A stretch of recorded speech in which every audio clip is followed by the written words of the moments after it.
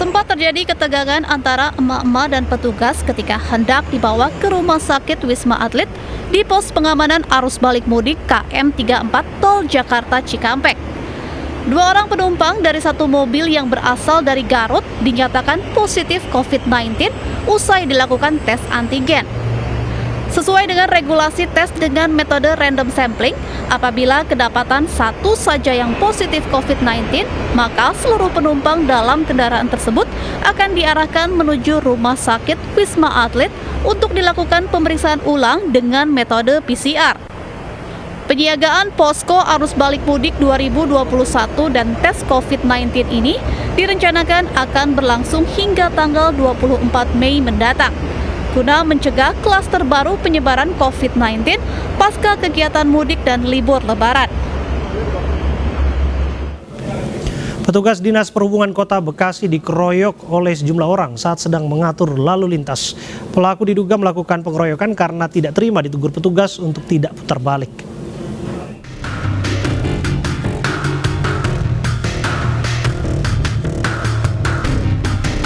Inilah video amatir saat sekelompok pemuda yang diduga berasal dari anggota Ormas melakukan aksi pengeroyokan terhadap petugas Dinas Perhubungan Bekasi. Para pelaku yang diperkirakan berjumlah 7 orang ini terus mengejar petugas Dinas Perhubungan yang sedang mengatur lalu lintas. Bahkan satu pelaku sempat melemparkan helm kepada petugas. Diduga para pelaku keroyok petugas karena tidak terima saat dilarang berputar balik. Sementara itu, Kepala Dinas Perhubungan Kota Bekasi membenarkan bahwa korban pengeroyokan adalah petugas Dinas Perhubungan yang sedang mengatur lalu lintas. Jadi ada larangan putar balik di situ. Nah, dia memaksa si pengendara ini lalu dilarang oleh petugas. Dilarang karena memang itu dilarang untuk berputar balik di situ. Ya. Nah, si pengendara tidak menerima, terjadi adu mulut seperti itu. Nah, dia menanyakan identitas, namanya siapa, dia liatin namanya, pergi. Ternyata balik lagi dengan beberapa temannya. Pasca kejadian, korban yang diantarkan rekan-rekannya langsung melaporkan kasus ini ke Sentra Pelayanan Kepolisian Polres Metro Bekasi Kota. Saat ini kasusnya telah ditangani Polres Metro Bekasi Kota. Ratusan warga Kecamatan Candipuro, Lampung Selatan nekat membakar Mapolsek Candipuro. Aksi dipicu lantaran masyarakat kesal dengan tindak kriminal pencurian dengan senjata api atau begal di wilayah mereka yang meningkat dan tak kunjung terungkap.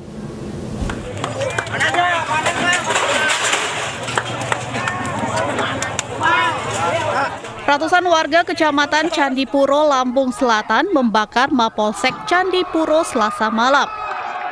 Pembakaran dipicu lantaran masyarakat kesal dengan tindak kriminal pencurian dengan senjata api atau begal di wilayah mereka meningkat dan tak kunjung terungkap. Sebelumnya, masyarakat melakukan aksi demo dan mencoba menemui Kapolsek. Namun, baik Kapolsek dan anggotanya tidak mau menemui hingga memicu kemarahan warga. Sementara itu, pasca pembakaran dan pengerusakan kantor Mapolsek Candipuro, puluhan aparat masih berjaga di lokasi kejadian. Akibat pengerusakan, kantor Mapolsek alami kerusakan. Sejumlah kaca jendela pecah dan diduga beberapa arsip hangus terbakar. Selain itu, satu unit kendaraan roda 2 pun rusak akibat dibakar massa. Meski tak menelan korban jiwa, akibat kejadian ini Polsek mengalami kerugian hingga ratusan juta rupiah. Bagaimana sebenarnya kronologis dan perkembangan kasus warga bakar kantor polisi, saudara rekan kami, Heri Fulistiawan, langsung dari lokasi. Selamat malam, Heri. Selamat malam, Abraham. Ya, sudahkah ditemukan orang yang bertanggung jawab membakar kantor polisi? Baik, dapat saya laporkan bahwa pasca dibakarnya kantor Mapolsek Candipuro, Lampung Selatan, hari ini Kepolisian Resort Lampung Selatan sedikitnya menangkap 8 orang yang diduga pelaku pembakaran. Dalam 8 orang itu diantaranya ada 2 orang provokator yang diduga menjadi pemicu terbakarnya gedung kantor Mapolsek Candipuro. Demikian Abraham. Heri, jika Anda dalami lagi, mengapa lantas mereka nekat membakar kantor polisi? Baik, kronologi sebelumnya bahwa beberapa hari terakhir ada beberapa laporan warga terkait tindak kejahatan di daerah Kecamatan Candipuro bahwa sampai ada korban yang meninggal dunia. Akibat kesal seperti itu, kemudian warga demo, lalu dipicu adanya dugaan provokasi, akhirnya terjadilah terbakarnya kantor Polsek Candipuro. Heri, jika kita lihat kan yang merasa kesal atas kasus tersebut tidak diungkapkan, bisa dikatakan banyak kalau disangkut pautkan dengan aksi kekerasan ataupun aksi pembakaran di kantor polisi begitu. Siapa mereka ini semua? Berdasarkan hasil penyelidikan, untuk ke-8 pelaku ini masih dalam dilakukan penyelidikan oleh polisi. Kami belum dapat informasi dari pihak kepolisian seperti itu. Waktu itu ada petugas yang terluka tidak? Atau paling tidak menenangkan situasi agar tidak sampai kebablasan seperti ini?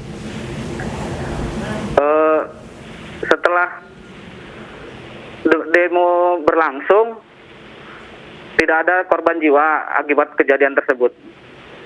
Dan warga pun langsung membubarkan diri setelah membakar kantor Polsek Candipuro. Pertanyaan berikutnya, bagaimana dengan layanan publik? Laporan yang harus ditindaklanjuti, kantornya sudah tidak ada, Heri. Baik, Abraham. Untuk pelayanan dipindahkan tetap berjalan, dipindahkan di Polres Lampung Selatan. Demikian, Abraham. Oke. Kita berharap bahwa kasus ini diusut tuntas, apapun di belakang ini semua dibuka seterang-terangnya. Terima kasih Heri Flistiawan dari Lampung sudah bergabung bersama kami, rekan kami.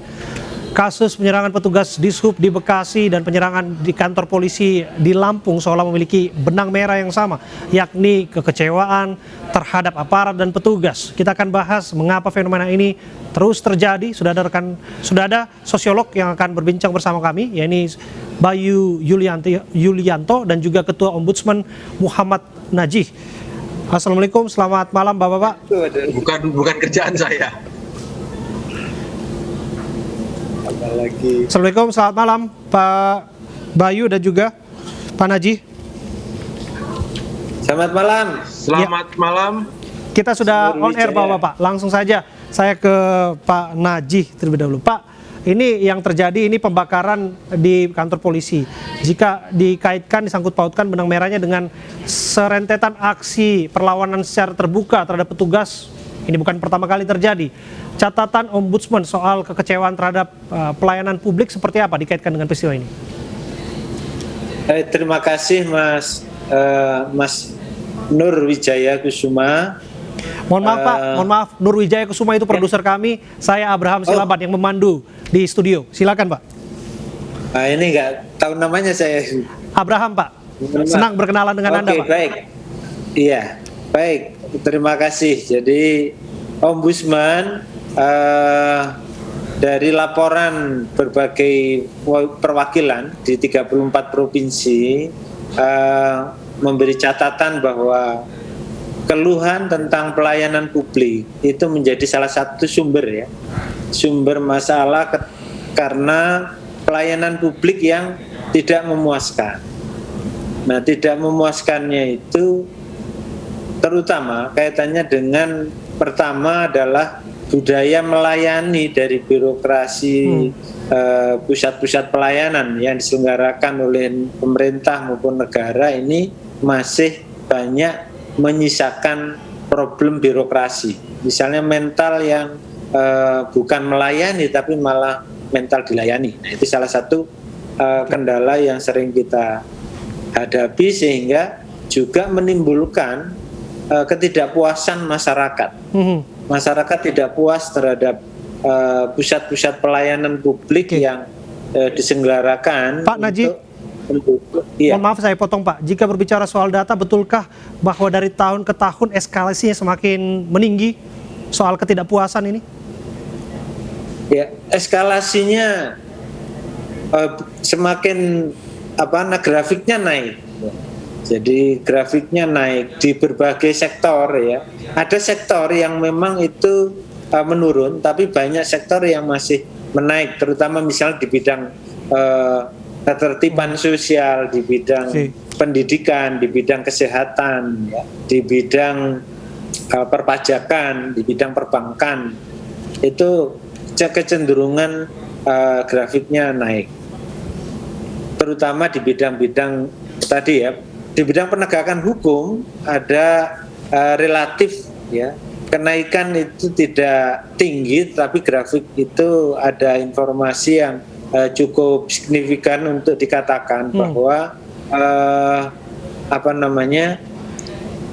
dalam konteks penegakan hukum dalam arti yang makro, baik itu di peradilan, kemudian di kejaksaan, di kepolisian, ya. Itu ada grafik yang masih belum menggembirakan. Nanti saya akan ke Anda Pak, sejauh mana Ombudsman berperan dalam menengahi persoalan ini semua, ketidakpuasan ini semua. Saya ke Mas Bayu terlebih dulu. Mas Bayu. Ya, Bung Silaban. Disebutkan tadi Mas Bayu bahwa ini bukan pertama kali terjadi. Rentetan kasus penyerangan secara terbuka dan nekat dilakukan secara personal dan berkelompok itu terjadi, dan dalam beberapa kasus misalnya yang memaksa mudik, diputar balik, melawan, kemudian juga yang sekelompok warga bersama-sama membakar kantor polisi. Dalam aspek sosiologis apa yang Anda bisa jelaskan? Iya, pertama-tama saya juga turut prihatin ya, artinya tindakan pembakaran tentu saja tidak dibenarkan lah apapun alasannya. Tetapi saya ingin mencoba menggarisbawahi dulu perbedaan dengan kasus-kasus sebelumnya. Ya, kita tahu bahwa dalam beberapa kasus kantor-kantor polisi itu mendapat serangan dan segala macam ya, yang motifnya berbeda ya, ada aksi teror. Nah, kalau ini memang saya lihat dari saya baca berita dan informasi, saya kira memang ini akarnya adalah ketidakpuasan publik terhadap tugas yang semestinya diemban oleh kepolisian ya. Jadi kalau saya baca-baca itu saya kira alasan yang atau motif yang kemudian muncul ya. Meskipun tadi saya baca berita juga sudah ada pihak. Artinya bisa disimpulkan wibawa aparat sudah rontok di mata publik yang melakukan ini semua, sehingga aksi main hakim sendiri harus dilakukan sebagai jalan terakhir. Iya, ini kan tersumbat Mas ya. Kalau kita baca di dalam berita-berita itu kan masyarakat ini merasa insecure sebenarnya, kalau bahasa anak sekarang lah. Insecure dalam pengertian kehidupan mereka sehari-hari. Ada begal, ada rampok dan segala macam yang sering kali terjadi. Dan itu mereka rasakan. Bayangkan, situasi sedang sulit. Pandemi, secara ekonomi juga mungkin sulit. Ini kan sebenarnya ada persoalan sosial di masyarakat. Ditambah lagi dengan munculnya aksi-aksi kejahatan yang oleh masyarakat dianggap tidak ada penanggulangan dalam bukti-bukti yang konkret dalam pengertian ditangkap dan segala macam. Ini saya baca berita ya. Tentu saja kita perlu mendengar juga dari teman-teman kepolisian seperti apakah memang betul tidak ada tindakan-tindakan yang signifikan untuk menangkap begal-begal tersebut gitu. Nah, situasi seperti inilah yang menurut saya meningkatkan rasa cemas di kalangan masyarakat ya. Ekonominya juga mungkin sulit, pandemi sulit kemana-mana, lebaran nggak bisa mudik, ditambah lagi angka kriminalitas yang tinggi. Kemudian mereka melakukan aksi protes. Nah, baru kemudian ada aksi-aksi pembakaran yang saya juga katakan di awal, tentu saja kita tidak bisa membenarkan hal ini. Saya kembali ke Pak Naji jika berikan. Pak Naji, satu hal yang penting untuk dimengerti, ada saluran untuk menyampaikan ini semua. Salah satunya adalah tugas Anda di Ombudsman. Sejauh mana saluran ini sudah bekerja sebagaimana mestinya untuk mengantisipasi hal-hal yang kebablasan? Ya, tentu masyarakat banyak yang belum paham sebenarnya tentang fungsi ombudsman. Dan masyarakat yang melaporkan problem-problem pelayanan publik yang tidak memuaskan itu selalu bisa kita selesaikan dengan pendekatan-pendekatan mediasi, rekonsiliasi, dan itu respon publik cukup baik. Kita selalu pendekatannya mengingat tadi seperti yang dikatakan oleh Pak Bayu bahwa masyarakat kita ini beban sosialnya luar biasa, beban ekonominya, beban insecure-nya itu ya, sehingga kita melakukan pendekatan tidak dengan pendekatan yang struktural, tetapi kita menggunakan pendekatan persuasi, kita gali problem-problem yang dihadapi masyarakat, yang kemudian kita undang, pelapor itu kita undang, kemudian kita pertemukan, dan kecenderungan banyak selesai dengan cara seperti itu.